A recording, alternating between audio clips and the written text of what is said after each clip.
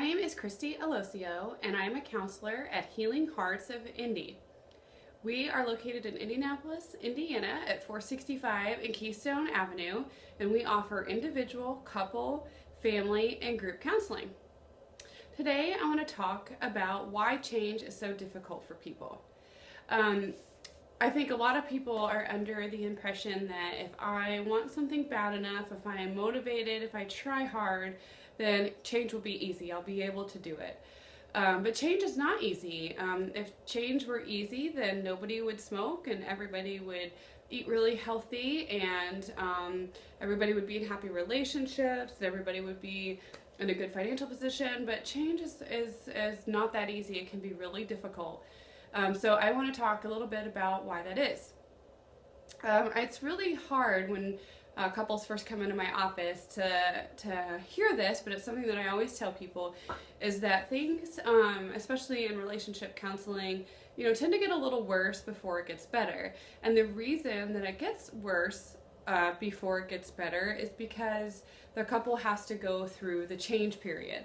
And the change period tends to have a lot of conflict, a lot of anxiety, a lot of difficulty, but any sort of change has that. And so put that change in the perspective of a couple, and it's the same thing. It's going to be there.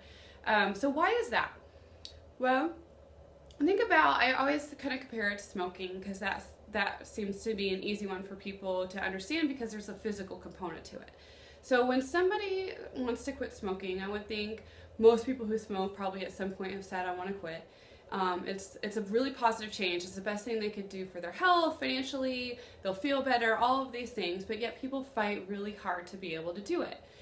And the reason is because you have to quit smoking, you have to go through the few week period where you have really bad physical withdrawal symptoms, and you're changing your habits and your lifestyle, which can also be really uncomfortable. So people get into the midst of that, and at some point, the discomfort of the withdrawal feelings, physically or emotionally, outweighs the thought of, I want to change, I want to be different. So they end up smoking. It's the easier route. It's easier to pick up the cigarette and smoke than it is to deal with the uncomfortable feelings, again, physically and emotionally, that they're feeling. That's really easy to see because it's a physical change, there's physical withdrawal, but emotional change is just as difficult. You may not have the real physical component to it, but the emotional discomfort is definitely there. So if somebody in a relationship has never kind of had their own selfishness, right? My life, they're codependent, my life is about everybody else, I do for them. I've never really thought about what I want or need. Not every codependent is a woman, but for the example, I will use, the mom that has no hobbies, no friends. She's completely just engulfed in her family because that's what she needs to, or what she feels like she needs to do to make the family function. So as she starts to change and start to take better care of herself and have better boundaries, maybe she picks up a hobby. Seems like a really easy change, right? Go get a hobby, that sounds great. But if it's something that she's never done, there may be a lot of guilt feelings that come up over that. There might be a lot of anxiety that comes up over that. And just a general discomfort of, I've never done that. This is really different. If she's been that way since she's been little, we're talking about changing a behavior that she has had for years. It's almost instinctual. It's almost reflexive, like I hit the knee, and the leg goes up. It's a reflex of, that's not what I do. If somebody asks me if I want to go to book club, I say, no, I'm sorry, I have other things going. So for her to step out and go to that book club per se is really uncomfortable. And on her drive there, she may have all these feelings of, oh my gosh, are my kids going to be okay? Are they going to get the right dinner? Are they going to get to bed on time? Is the person caring for them going to do a good job? Oh my gosh, are they going to miss me? Or are they going to think that I'm not there for them? All of these anxious and guilt feelings might come up because, again, she's outside of her comfort zone. Anything outside of your comfort zone is uncomfortable. It's a comfort zone. It feels really different, wrong, painful.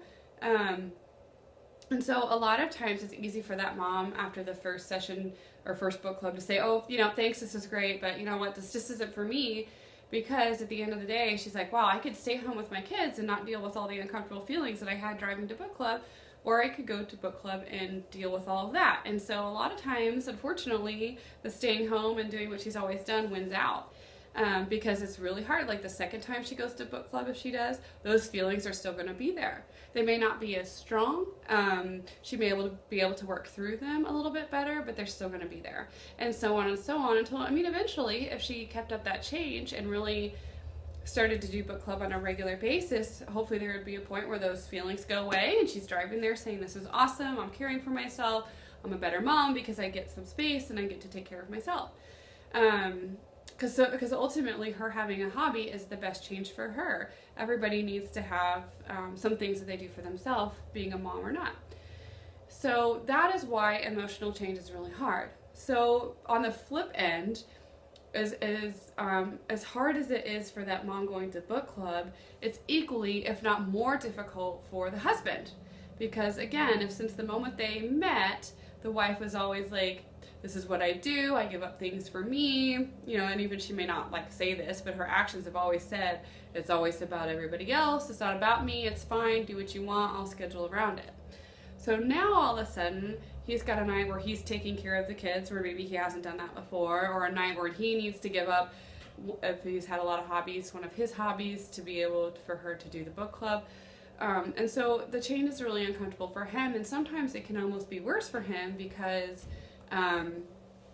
he's not the one consciously making the choice to go to book club. He kind of feels like, hey, I'm just on the end of this change and I don't really have a lot of control. So it could be even worse for him, and he may have angry outbursts, he may criticize, he may cut off, he may talk to her about it, he may do all kinds of things to try to deal with his feelings that he feels about the change. And again, that change of her getting out and having her own thing is actually the best for the relationship and the husband, because, you know, ultimately she would be better and in a happier place if she could care for herself and be less codependent on the family. But again, it's hard for him to see that because in the moment it just feels uncomfortable and like, this is different and it's never been like this, it doesn't feel like it's okay. So this, unfortunately, is why a lot of couples go to head for divorce. I think every couple goes into it saying, we're going to work hard and maybe we can change this, we can make this better. But just as if somebody is trying to quit smoking, I mean, it's been shown by lots of studies that most of the time people don't quit the first time. It takes several attempts to really get there, if somebody ever gets there. And so somebody may try again and eventually be successful, or people may try again and then eventually just say, forget it, I'll smoke, this is too hard. And couples tend to be the same way, where they come in here, maybe they've tried other counseling, maybe they've tried to change on their own, maybe they've tried to change by reading books and doing research, but, you know, a lot of times it's, you know, we've tried and we're just not getting anywhere and we're not getting anywhere. And then unfortunately at some point it's like somebody might say, well, I'll just smoke because it's easier. Couples might say, well, we just can't change, we're stuck here. And then eventually, you know, being in that stuck place is bad enough where they're just like, we can't change, we need to end this. So counseling is designed to help you understand those uncomfortable feelings associated with change, helping you understand why those are there and how they sabotage your change. And also help you if your spouse is changing, you know, when you're the one kind of stuck on the other end without much control, and talk to you and help you work through those uncomfortable feelings that you have. So, you know, if you're in a place where you feel like your relationship needs some change and you're struggling with that, come in and we'll help you see why the change has been so difficult, you know, for your specific relationship.